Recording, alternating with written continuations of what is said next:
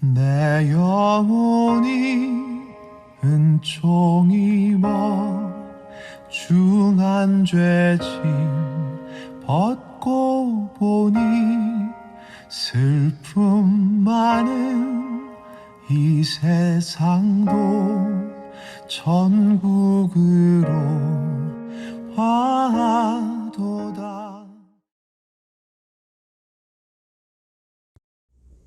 8월 29일 성령강림 14째 주일 성령강림 마지막 주일 예배를 함께 드리겠습니다.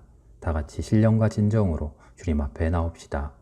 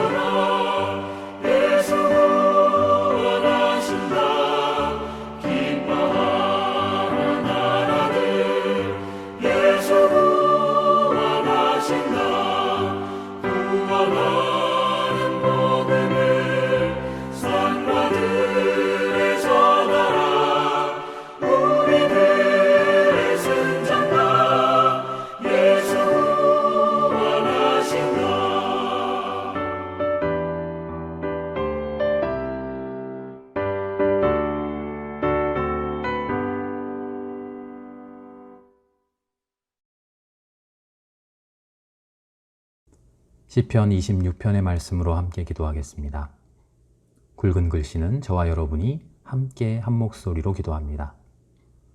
주님, 나를 변호해 주십시오. 나는 올바르게 살아왔습니다. 주님만을 의지하고 흔들리지 않았습니다. 주님, 나를 샅샅이 살펴보시고 시험하여 보십시오. 나의 속 깊은 곳과 마음을 달구어 보십시오. 나는 주님의 한결같은 사랑을 늘 바라보면서 주님의 진리를 따라서 살았습니다. 헛된 것을 좋아하는 자들과 한자리에 앉지 않고 음흉한 자들과도 어울리지 않았습니다. 감사의 노래를 소리 높여 부르며 주님께서 하신 놀라운 일들을 모두 다 전하겠습니다. 주님께서 계시는 집을 내가 사랑합니다. 주님의 영광이 머무르는 그곳을 내가 사랑합니다. 아멘.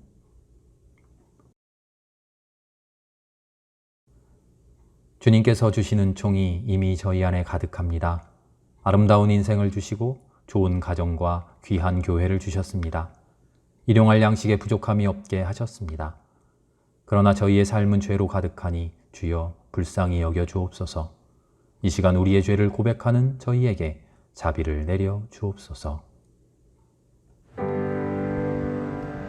주여 자비를, 주여 자비를, 주여 자비를 내려 주소서. 주여 자비를, 주여 자비를, 주여 자비를 우리에게 주소서.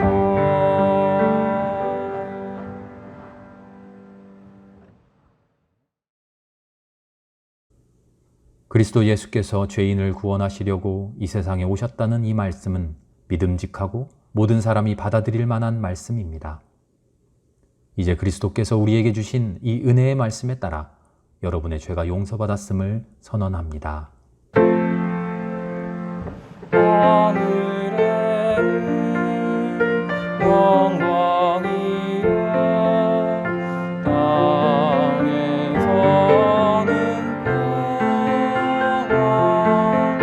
영광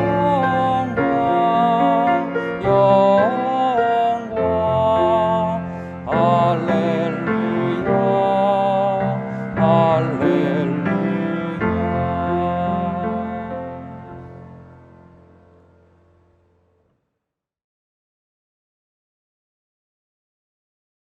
사랑과 은혜가 충만하신 하나님 아버지, 오늘 복된 주를 맞이하여 주님의 생명교회를 불러주셔서 감사드립니다. 주님, 어느덧 더우기만 했던 여름은 가고 철따라 계절도 흘러가고 있습니다. 주님, 전 세계가 코로나로 고통받고 두려움 가운데 있습니다. 어려움 겪고 있는 경제가 회복되어지게 하여 주시옵고 두려움 없는 주님의 성전에 나와서 온 마음으로 예배를 드릴 수 있는 그날이 올 수 있도록 주님께서 인도하여 주시옵소서. 거룩한 주일 주 앞에 엎드려 기도합니다. 우리의 마음과 정성을 다하여 이 시간 예배 드리기 원합니다. 자나깨나 주의 손이 항상 살펴주시고 모든 일을 주 안에서 형통하게 하여 주시옵소서. 주님의 진리 안에서 자유롭게 하시고 우리에게 힘과 용기를 허락하시어 담대한 믿음으로 살아가게 하셔서 우리의 삶이 항상 기뻐하며 범사함에 감사하며 기도하는 삶이 되게 하여 주시옵소서. 주님, 이 시간 생명교회 성도들을 위하여 기도드립니다.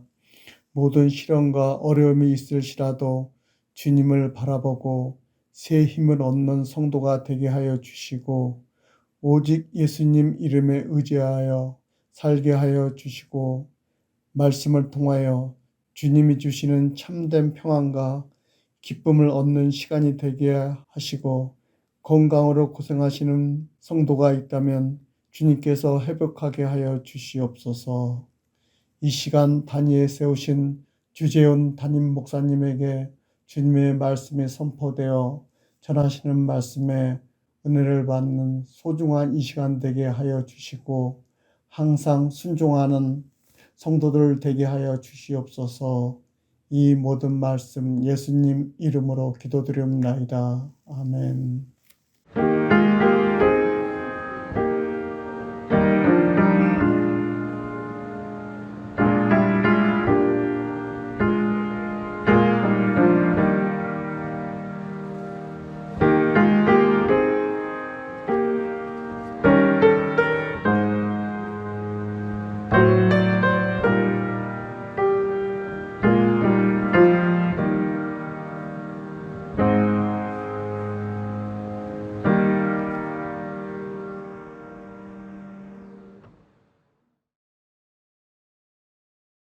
오늘 말씀은 요한복음서 4장 7절에서 10절의 말씀입니다. 한 사마리아 여자가 물을 기르러 나왔다. 예수께서 그 여자에게 마실 물을 좀 달라고 말씀하셨다. 제자들은 먹을 것을 사러 동네에 들어가서 그 자리에 없었다. 사마리아 여자가 예수께 말하였다. 선생님은 유대 사람인데 어떻게 사마리아 여자인 나에게 물을 달라고 하십니까? 유대 사람은 사마리아 사람과 상종하지 않기 때문이다. 예수께서 그 여자에게 대답하셨다. 네가 하나님의 선물을 알고 또 너에게 물을 달라는 사람이 누구인지를 알았더라면 도리어 내가 그에게 청하였을 것이고 그는 너에게 생수를 주었을 것이다. 아멘. 이 말씀 따라 사는 동안 지치지 않게 하시고 이 말씀 따라 사는 동안 주님 나라 이루소서.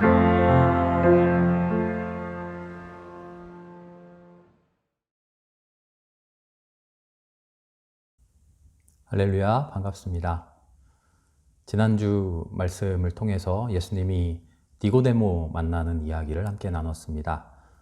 그리고는 그 문답을 통해서 하나님의 구원의 역사가 무엇인지, 그리고 하나님을 믿는다고 하는 그 신앙이 무엇인지 요한복음 3장 16절의 말씀을 함께 나눴죠. 인간의 구원이라고 하는 것은 인간의 능력이나 어떤 인간이 이루어낸 업적을 가지고 이루는 게 아닙니다. 전적으로 하나님의 은혜로만 이 땅에 빛으로 오신 성육신하신 그리스도의 삶을 통해서만 이루어지는 것이죠. 그런 그리스도와 우리의 삶 속에서 관계를 맺으며 살아가는 것, 그렇게 새로운 존재로서 살아나가는 것, 그것이 구원의 정체라고, 다시 태어나는 거듭남의 정체라고 이야기했습니다. 그리고 나서 오늘 예수님은 2막을 시작하십니다. 가르침의 두 번째 장면을 이제 시작하시는 것이죠. 그러면서 예수님은 오늘 사마리아를 지나가십니다. 유대 땅에서 이제 한 번의 설교 말씀을 마치시고 갈릴리 고향으로 돌아가시는데, 돌아가시는 길에 사마리아를 통과해서 가는 겁니다. 지도를 보면요, 사마리아는 이스라엘의 한가운데 있습니다. 그런데 이스라엘이지만 이스라엘 아닌 그런 이상한 정체성을 가진 곳입니다. 솔로몬 이후에 북왕국과 남왕국으로 분열되었을 때 북왕국 이스라엘의 수도였던 곳이 사마리아입니다. 그런데 이 사마리아는 기원전 721년에 아시리아라고 하는 대제국의 침략을 받아 멸망당한 이후에 매우 독특한 그런 경험을 하게 됩니다. 정치적인 불행이면서 종교적인 불행을 겪게 됩니다. 이스라엘을 점령한 아시리아는요, 이스라엘의 수도인 사마리아에서 수많은 사람들을 아시리아로 끌고 가요. 아시리아에서 이방 사람들, 이스라엘이 볼 때 이방 사람들이죠. 이방 사람들로 사마리아를 채웁니다. 그래서 사마리아는 혼합된 동네가 되어버립니다. 인종적으로, 종교적으로, 문화적으로, 정치적으로 이스라엘도 아니면서 아시리아도 아니면서 이상한 곳이 되어버리죠. 그게 아시리아의 혼합정책입니다. 그렇게 몇백 년이 흘러갑니다. 그러는 사이에 아시리아가 망하고 바벨론이 들어서고, 바벨론이 망하고 페르시아가 들어서고, 페르시아가 망하고 헬라 제국이, 헬레니즘 시대가 오고, 헬라 제국이 망하고 로마가 들어서고, 그렇게 예수님의 시대까지 몇백 년이 흘러옵니다. 사마리아라고 하는 동네는 그러는 사이에 여러 제국들이, 여러 지배자들이 지배하면서 더 수많은 종교적인, 정치적인, 문화적인 혼란을 겪게 되죠. 그러는 중에 이스라엘은 두 번의 독립 시기를 경험합니다. 첫 번째 시기는 완전한 독립이라고는 볼 수 없는데요. 바로 바벨론 포로에서 해방되었을 때입니다. 포로 귀환이라고 이야기하죠. 바벨론을 멸망시킨 페르시아는요, 새로운 정책을 펴니다. 자기가 다스리는, 자기가 점령한 지역의 사람들에게 어느 정도 정치적인 자율권을 보장해 주고요. 그들의 문화, 그들의 전통, 그들의 종교를 지킬 수 있도록 유지할 수 있도록 보장해 줍니다. 그 대신 철저하게 정치적으로 우리에게 복종해라 하는 것이죠. 페르시아의 그런 정책에 힘입어서 이스라엘 끌려갔던 수많은 사람들이 다시 이스라엘로 돌아옵니다. 에스라, 느헤미야, 스가랴, 학개 하는 사람들이 다시 돌아와 이스라엘을 재건하지요. 이렇게 재건되었던 이스라엘, 불과 200년을 버티지 못하고 헬라 제국이 침입해서 페르시아가 멸망하는 바람에 같이 몰락하게 되죠. 그리고 또다시 100여 년이 흐릅니다.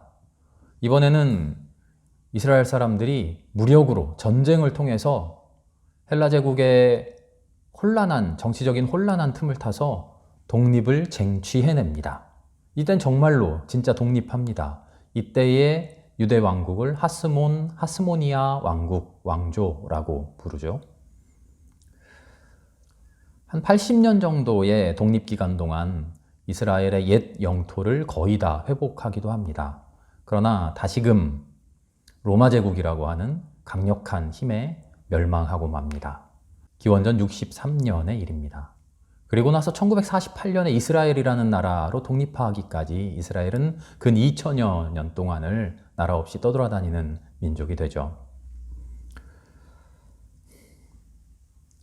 다시 사마리아 이야기로 돌아가면요. 오랜 기간의 제국 열강의 식민지로 있던 이스라엘, 그러는 중 2번의 독립기간을 경험하게 되는데 이 2번의 독립기간 동안 사마리아와 예루살렘 사이에 어떤 긴장관계가 형성되는 겁니다. 사마리아는 외세에 의해 통치받는 곳입니다. 외세의 입장에서는 사마리아야말로 이 이스라엘의 중심지이기 때문에 사마리아를 장악해야 완전히 다 장악하는 것이죠. 그런데 예루살렘은 어떻게 보면 정치적으로, 종교적으로 독립의 근거지입니다. 그리고 실제로 독립을 쟁취한 적도 짧지만 2번 있었습니다. 독립을 추구했던 사람들, 독립을 외쳤던 사람들, 그 사람들은 정치적으로 급진파였겠죠. 우리 이대로 머물러 있어서는 안 된다. 이렇게 안주해서는 안 된다. 정치적인 급진파. 종교적으로는 어땠을까요? 매우 보수적이었을 겁니다. 하나님을 믿는다고 하는 그 신앙으로 똘똘 뭉쳐서 독립하고자 하는 우리의 전통, 우리의 종교, 우리의 신앙, 그것을, 그 정체성을 버릴 수 없다 하는 그런 사람들이었겠죠. 이런 예루살렘 중심의 입장에서 봤을 때 사마리아라고 하는 동네는 외세에 협력한 부역자들, 정치적으로는 반독립 세력이요, 종교적으로는 이단적인, 반신앙적인 사람들, 반역의 동네여 이단의 동네로 낙인 찍혀 버린 것이죠. 예수님 시대의 사마리아는 바로 이런 낙인 찍힌 곳입니다. 반역의 동네, 이단의 동네. 나라의 독립을 외면했던 사람들이야. 하나님을 믿는 믿음 저버렸던 사람들이야. 자기네들끼리 우상 믿는 그런 사람들이야. 혈통적으로도 다 이방인들하고 섞여버린 그런 사람들이야. 사마리아는 이런 곳이죠. 역사 이야기를 길게 했는데요. 유대 사람들은 사마리아를 손가락질합니다. 손가락질하는 것을 당연하게 생각합니다. 어느 정도 이해가 되죠. 역사적인 이런 배경이 있으니까요. 정당한 이유가 있습니다. 손가락질에 그치지 않았습니다. 사마리아와는 상종도 하지 않았다고 말합니다. 4장 9절에 그런 말씀이 나오죠. 단순히 손가락질하고 정죄하는 데서 그치지 않고 끊임없이 핍박하고 저주했습니다. 문제는 사마리아 사람들이 저기 멀리 우리하고 상관없이 저기 떨어진 곳에 사는, 외딴 곳에 사는 그런 사람들이 아니라 바로 우리 이웃에 이스라엘 한가운데 살고 있는 사람들이라는 것이죠. 문제는 바로 여기에 있는 겁니다. 내 안에 있는 사람들, 그 사람들과 구분짓고 그 사람들과 나를 선긋고 갈라버리면서 그들을 손가락질하고 그들과 나는 다르다고 우기고 있는 이 현실, 바로 이 현실을 예수님이 끄집어내고 있는 겁니다. 오늘날 우리에게도 이런 손가락질이 너무나 흔하지 않습니까? 익숙하지 않습니까? 특별히 이유 있는 손가락질이 늘어납니다. 괜한 손가락질이 아니라 이유 있는 손가락질. 그리고 그 손가락질은 바로 우리 곁에 있는 사람들을 향합니다. 며칠 전 아프가니스탄으로부터 특별협력자들이라는 사람들 387명을 특별기로 데리고 왔죠. 논란이 많습니다. 이뿐입니까? 요즘 우리 사회의 가장 큰 이슈 코로나19 어떻습니까? 확진자들, 접촉자들, 우리는 어떤 마음으로 그들을 대합니까? 우리나라에 들어와 있는 외국인 노동자들 이야기는 뭐 특별한 이야기도 아닙니다. 이미 오래되어서 우리가 다 익숙히 알고 있는 이야기입니다. 차별금지법은 또 어떻습니까? 나는 너와 달라. 너희는 우리와 달라. 너희는 우리와 같을 수 없어. 우리 곁에 존재해서는 안 돼. 상관없는 사람들이 아닙니다. 바로 우리 곁에 있는 사람들입니다. 그들을 끊어낼 수 없습니다. 우리는 같이 살아야 합니다. 그런데 그런 이들과 상관없이 살고 싶다는 겁니다. 그런 이들과 엮이고 싶지 않다는 겁니다. 분명 내 곁에 있는 사람들인데 없었으면 좋겠다는 거죠. 나도 너를 없는 사람 취급할 테니 너든 없는 듯이 지내라.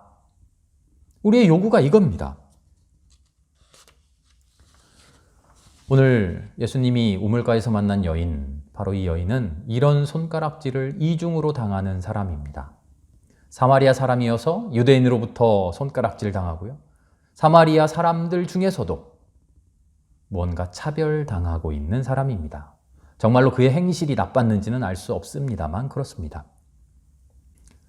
성경은 지금 일부러 이런 핍박과 멸시, 선 긋고 구분지어 손가락질 당하는 사람들, 있는 듯 없는 듯이 살아야만 하는 사람들, 그 사람들을 보여주고 있는 겁니다.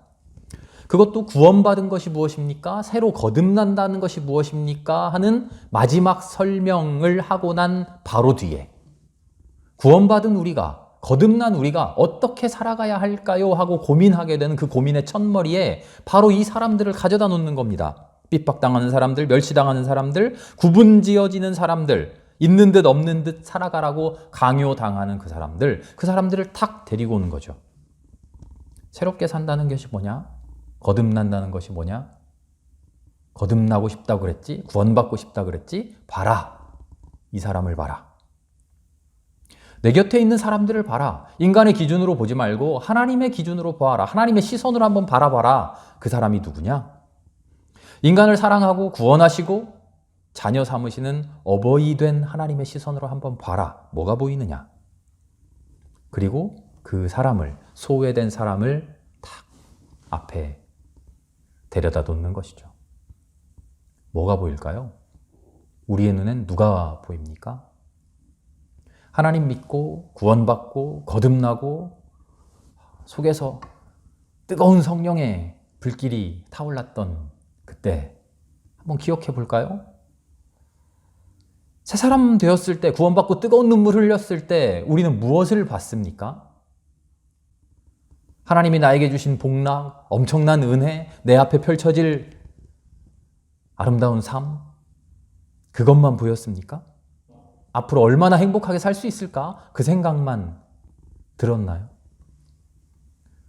그런 거는요, 하나님 앞에 나오지 않아도요, 하나님 만나지 않아도 우리가 다 느낄 수 있는 거예요. 다 할 수 있는 거예요. 내 욕심이 채워지고 기뻐합니다. 내 욕심이 채워지면 기뻐할 줄 알아요. 내 형편이 나아지면 즐거워할 줄 알아요. 하나님 안 믿는 사람들도요, 자기 일이 다 잘 풀리면 아이고 하나님 감사합니다. 빈말로라도 할 줄 알아요. 하나님을 믿는 우리가 하나님을 만나고 뜨거워진 그 마음 가지고 하는 일이 하나님 감사합니다. 나에게 어떤 복이 올까요? 내가 얼마나 행복하게 살아갈 수 있을까요? 거기에 그친다면 그게 정말 하나님 만난 구원받은 사람들의 모습이냐 하는 거죠. 그런 1차적인 행복 뒤에 그 행복이 실질적인 행복으로서 나의 삶에 기능할 수 있게 하는 그 원동력이 무엇인지 그것을 가만히 들여다볼 수 있어야죠. 그게 뭡니까? 그것을 들여다보는 것이 거듭남이죠. 그게 뭡니까? 그리스도의 성육신이고 그리스도의 십자가 구원이죠.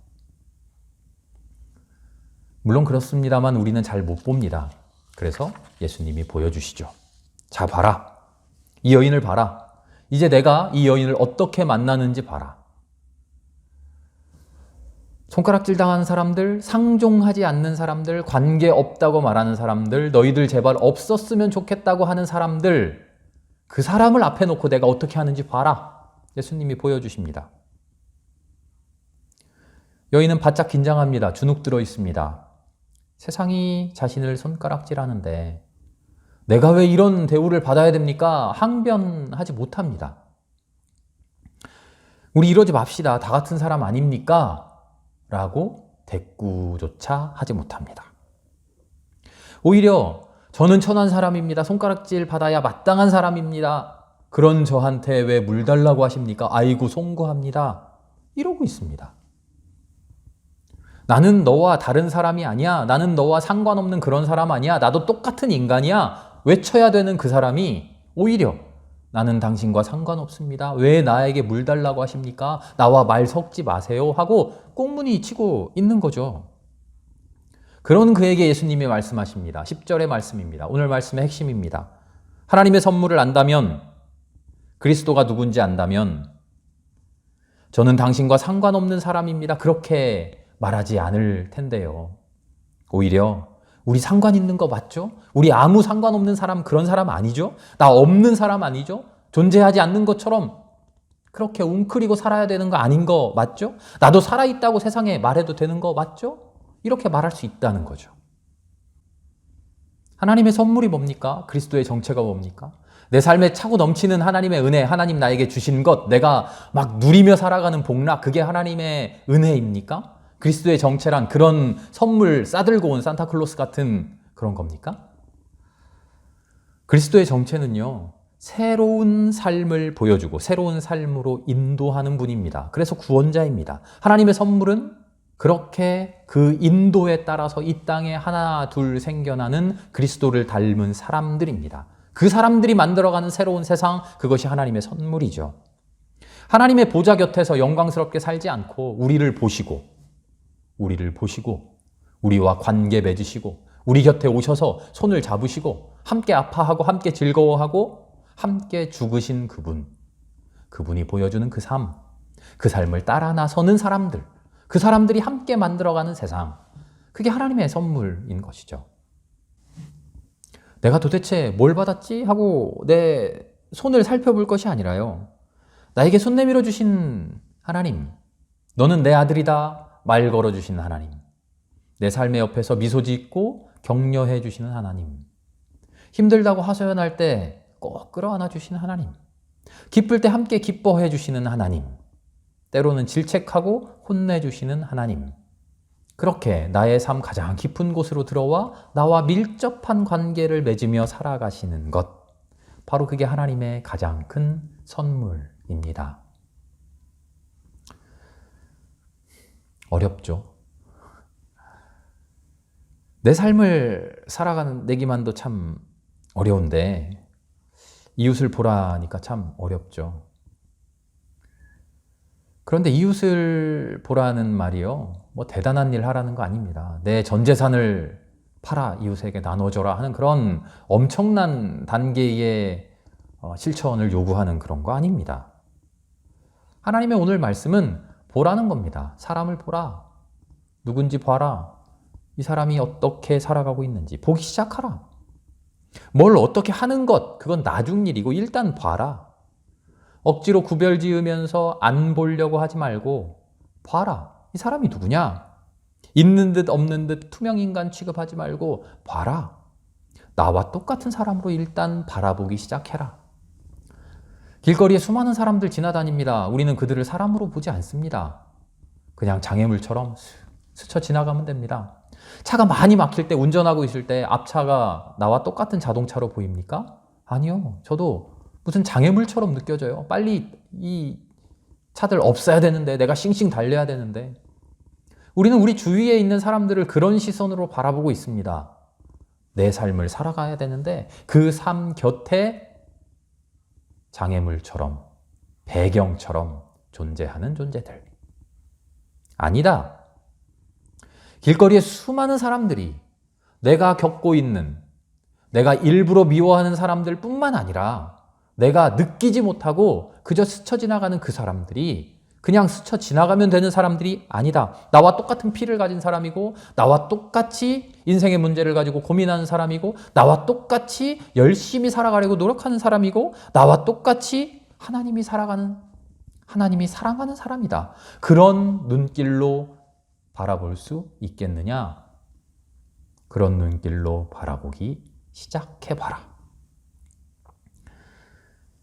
특별히 뭔가 하지 않아도 됩니다. 내 곁에 오셔서 너는 나와 상관없는 거 아니야? 나 너와 상관 있는 사람이지. 그리고 우리를 꼭 끌어안아 주시는 그 마음을 상기시키는 겁니다. 내 안에 들어와 있는 그 마음을 상기시키는 겁니다. 그리고 가능하다면 조금씩 키워나가는 거죠. 내 주변에 있는 사람들 그 얼굴을 한 번씩 그냥 진득하니 바라보는 겁니다. 그냥 스쳐 지나갔던 그 사람을 바라보며 아, 저 사람도 똑같은 사람이구나. 저 사람도 하나님이 사랑하는 사람이구나. 저 사람을 하나님이 사랑하시는구나. 저 사람을 사랑하기 위해 십자가에 돌아가셨구나. 그런 마음을, 그리스도의 마음을 일깨워 보는 겁니다. 바로 그러면 하나님이 우리에게 주신 선물, 온 세상에 주신 그 선물이 우리의 삶 속에서 조금씩 꿈틀대며 자라나기 시작할 겁니다. 오늘 읽은 말씀 앞부분을 보면요. 3절, 4절에 이런 말씀이 등장해요. 유대를 떠나 예수님이 갈릴리로 가시는데 사마리아를 거쳐서 가실 수밖에 없었다. 이 말씀 좀 이상하지 않나요? 유대와 갈릴리 사이에 사마리아가 있긴 합니다만 유대와 갈릴리 사이를 오가는 길은 사마리아를 통과하지 않고 요단강을 건너서 동쪽으로 멀리 돌아가는 또 다른 길이 있었어요. 사마리아가 그렇게 싫었다면, 사마리아와 상종하기도 싫었다면 이스라엘 사람들은 동쪽 먼 길을 택해서 돌아가야 맞죠. 그런데요, 이스라엘 사람들은 아이러니하게도 굳이 사마리아를 통과해 가는 길을 다녔다고 합니다. 거의 모든 사람들이 사마리아를 통과해 다녔대요. 바로 이 말씀이 우리의 삶의 현실을 폭로합니다. 그리고 우리의 삶의 미래의 가능성을 보여주죠. 우리는 유대와 갈릴리라고 하는 내 마음에 드는, 내 마음에 흡족한 공간에서만 살아가고 싶어 합니다. 사마리아라고 하는 상종하고 싶어 하지 않는 그 동네 떼어내 버리고자 합니다. 그러나 우리의 삶은 어떻습니까? 사마리아를 통과해야만 합니다. 사마리아를 통과할 수밖에 없는 것이 우리의 삶입니다. 그래서 우리는 어떻게 합니까? 눈을 질끈 감고 안 보려고 합니다.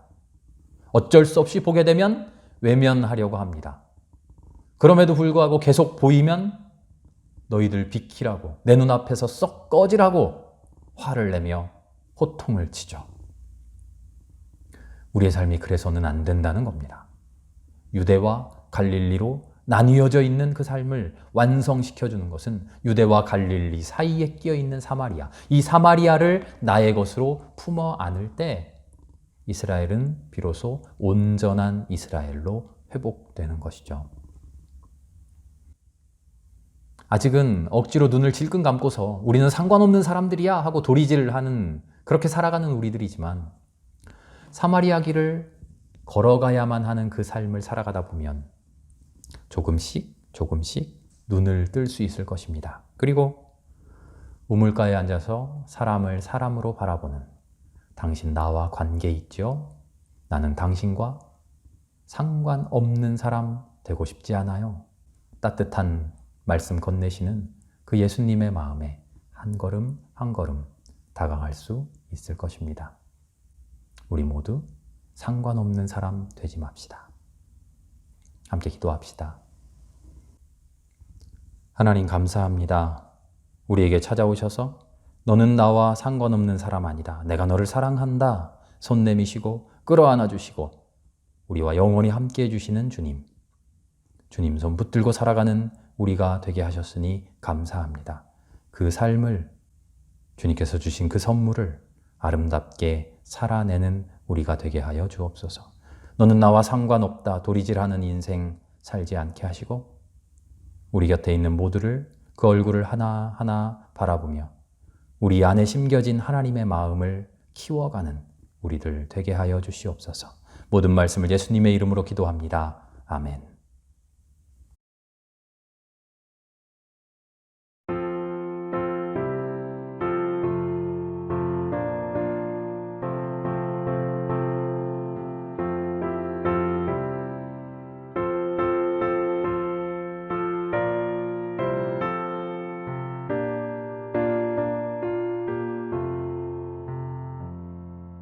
기쁠 때나 슬플 때나 도우시는 사랑의 주 기쁠 때에 찬양하고 슬플 때 기도합니다. 사랑의 우리 주여 위로하소서. 임마누엘 주여 새 힘 주소서. 병들 때나 괴로울 때 도우시는 위로의 주 믿음으로 강구하니 연약한 고쳐 주소서. 사랑의 우리 주여 위로하소서. 임마누엘 주여 새 힘 주소서.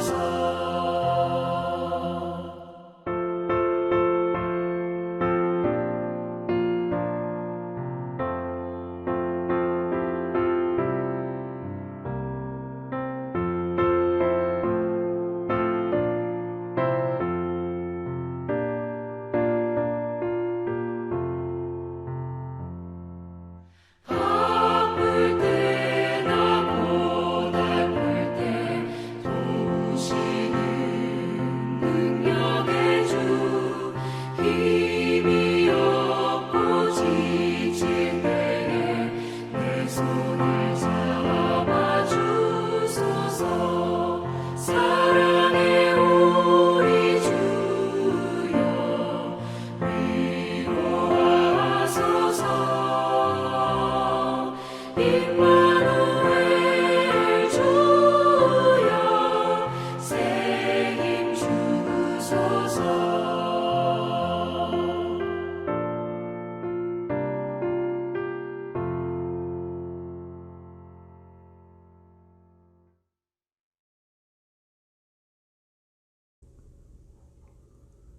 하나님 감사합니다. 오늘 우리에게 하나님을 찬양할 수 있는, 하나님께 경배할 수 있는 은혜 내려주시니 감사합니다. 우리의 모든 삶을 하나님 앞에 엎드리고 하나님 앞에 내려놓고 살아가는 우리가 될 수 있게 하여 주시옵소서. 온전히 주님께서 주신 것으로만 기뻐하며 주님께서 주실 것만 바라보는 우리가 되게 하여 주시옵소서. 그 모든 것에 감사하며 이 시간 주님 앞에 봉헌하오니 주여 우리가 드리는 이 물질을 기뻐 받아 주옵소서. 우리의 마음속에 있는 간절한 기도의 제목들도 하나님 앞에 올려드리오니 하나님 헤아려 주옵소서. 우리의 마음 깊은 곳에 있는 하나님을 향한 사랑을 보아주시고 하나님께서 옳게 여기시는 것으로 우리를 가르치시고 깨우쳐 주셔서 우리의 온 마음이, 우리의 온 삶이 그리스도를 닮아가게 하여 주시옵소서. 모든 말씀을 예수님의 이름으로 기도합니다. 아멘.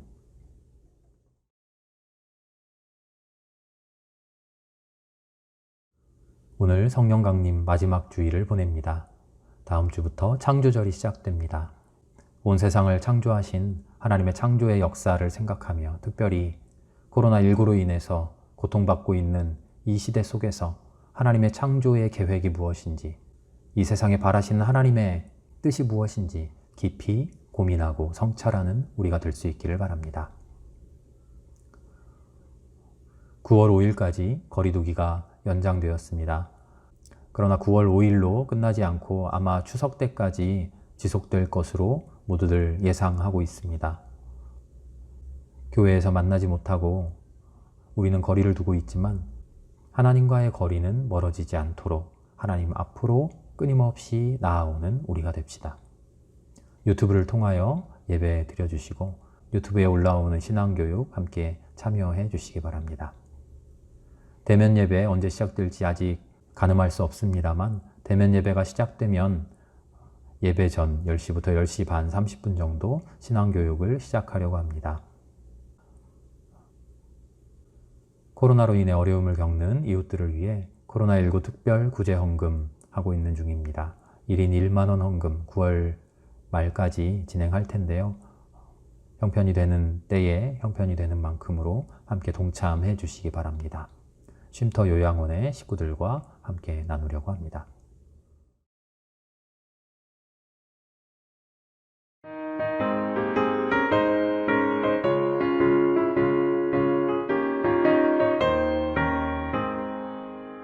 내가 매일 기쁘게 순례의 길을 남은 주의 팔에 나를 안보하며 내가 주의 큰 복을 받는 참된 비결은 주의 영이 함께함이라. 성령이 계시네 할렐루야 함께하시네. 좁은 길을 걸으며 기뻐하는 것 주의 영이 함께함이라. 저는 죄에 빠져서 평안함이 없을 때 예수 십자가의 공로 힘입어 그 발 아래 엎드려 참된 평화 얻으면 주의 영이 함께함이라. 성령이 계시네 할렐루야 함께하시네. 좁은 길을 걸으며 밤낮 기뻐하는 것 주의 영이 함께함이라.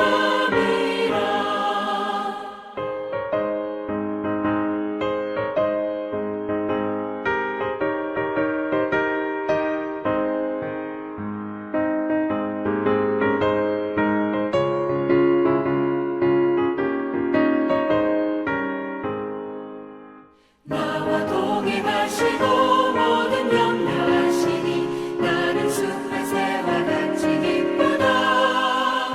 내가 깊은 밤으로 주의 뜻을 행하는 주의 영이 함께함이라. 성령이 계시네 할렐루야 함께하시네. 좁은 길을 걸으며 밤낮 기뻐하는 것 주의 영이 함께함이라. 세상 모든 욕망과 나의 모든 정욕은 십자가의 힘이 못을 받았네. 어두운 밤이 지나고 무거운 짐 벗으니 주의 영이 함께함이라. 성령이 계시네 할렐루야 함께하시네. 좁은 길을 걸으며 밤낮 기뻐하는 것 주의 영이 함께함이라.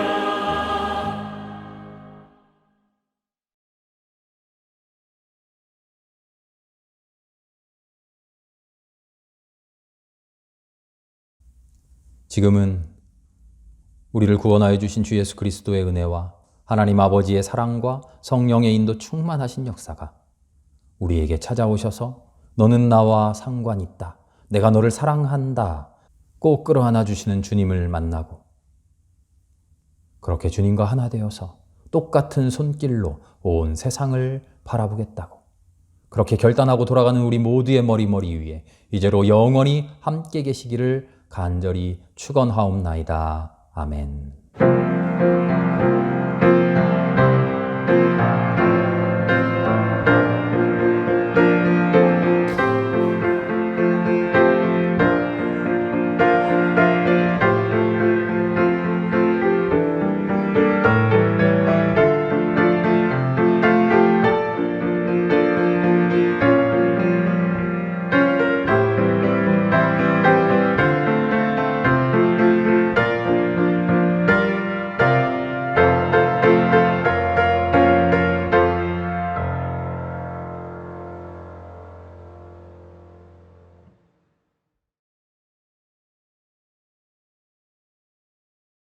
어느 날 문득 당신이 찾아오 푸르른 저 숲속에 평온하게 쉴 수 있는 곳을 찾아 당신이 지나온 이 거리는 언제나 낯설게 느껴 그 어디에도 평화 없네 참 평화 없네 그렇지만 당신의 앞에 펼쳐진 주님의 숲에 지친 당신이 찾아온다면 숲은 두 팔을 벌려 그렇게도 힘들어했던 당신의 지친 어깨가 이젠 쉬도록 편히 쉬도록 여기 주님의 숲에